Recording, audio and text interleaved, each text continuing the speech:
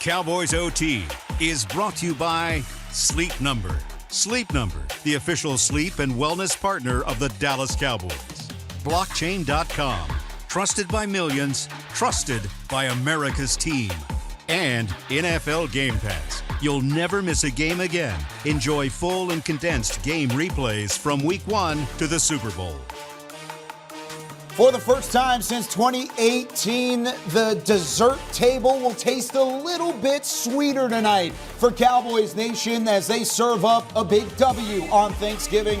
28-20 the final score from AT&T Stadium. And this is Cowboys OT from the Star in Frisco as we break it all down for you alongside three former Cowboys, Barry Church, Nate Newton, Isaiah Stanback. I'm Kyle Yeomans, and we welcome you in to the First Word presented by Dr. Pepper, as we will give you everything you need to know over the next hour about this Cowboys win over the New York Giants. Their first win on Thanksgiving since 2018, and in doing so, they are now solely into second place in the NFC East, and it really started from the third quarter on. The Cowboys actually trailed at halftime 13-7, but blanked the Giants pretty much up until garbage time. Yeah, without a doubt. I mean, this, to me, was a good team win overall. I feel like the offense started off slow, like you mentioned, but second half came around, 21 unanswered points by Dak Prescott and this offense. You see he started to get that connection with CeeDee Lamb, Michael Gallup, Noah Brown out there as well. The running game was a good part of this offense as well. Ezekiel Elliott got to go out there, got his touches, got his thing going with the tenderizer. Then you had Pollard out there doing what he usually does, is that explosive weapon for this offense.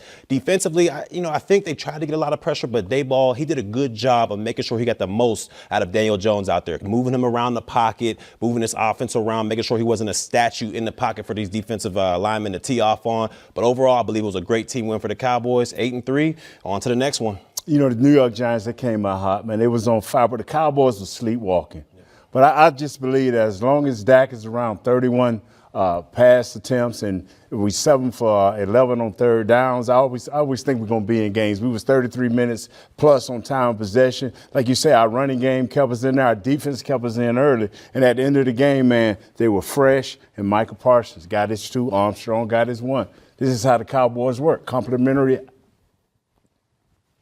football. Yes. It is. Thank you. You got it. Thank you. You were just trying to think of a Thanksgiving looking for, reference. Nate. That's what you were trying to looking find. for that song. Yeah. You know, East side. Dallas Cowboys took care of business today, y'all. They went out here, took care of the Giants. We knew that the Giants were not equal. The records were equal, but they were not the same team. These guys are they have substantially more talent on both sides of the ball in all three facets of the game. The fact that they were able to remain in this game for as long as they did is actually very surprising. Actually, I give them a day bowl with his ravished offensive line. I give him a lot of kudos for that. But I think that these guys are stepping above what the Giants presented today. Defense played well. Offense was able to move the ball on the ground. Freaky Zeke was back. It was great to see him running the ball hard. And Tony Pollard played a complimentary back that he always has been. When he's been called upon to step up, he has. Dak has some good throws in there. As you mentioned, Barry, CeeDee Lamb is starting to get in sync with him. He's starting to make some big plays like the number 1 receiver that we expect him to be. Still a couple miscommunications offensively that actually obviously turned into a couple of interceptions, but overall, good dub. This was a good dub for the Cowboys because, like you said, it goes back to what Nate was saying. This is the blueprint for Cowboys wins. You don't overstretch your limits at the quarterback position. You run the football effectively with Ezekiel Elliott and Tony Pollard, and then you turn around and you just have dominant defense. When this defense needed to step up at its best, following a big 14-play, 75-yard drive to open the third quarter, they did just that. Outside of the final couple seconds of the fourth quarter, they blanked the Giants in the second half. There was no offensive rhythm, and that was a credit to what the adjustments were for Dan Quinn and the defensive staff at halftime. Yeah, like we talked about it in the pregame show, the key and what makes his defense so special, at least in my opinion, is the waves upon waves. I mean, I keep talking about it, but the waves upon waves that they're able to throw at opposing quarterbacks. You got Parsons, you got Armstrong, D-Law out there as well. They were able to swarm and make sure Daniel Jones or Saquon Barkley didn't take over this game. When the second half half came around, they put their foot on their throats and made them realize, hey, we're not in the same league as the Dallas Cowboys. And that's what they need to do. That's what winning teams do. They go out there and win the games that they're supposed to win. This was just another one, and hopefully they can continue that for the rest of the season. 21 attempts, 90 yards by the Giants. I mean, a great job. These guys tackled. They came downhill. Damone Clark made a few plays. Y'all guys talked about him earlier. He did what he had to do in replacing a bar.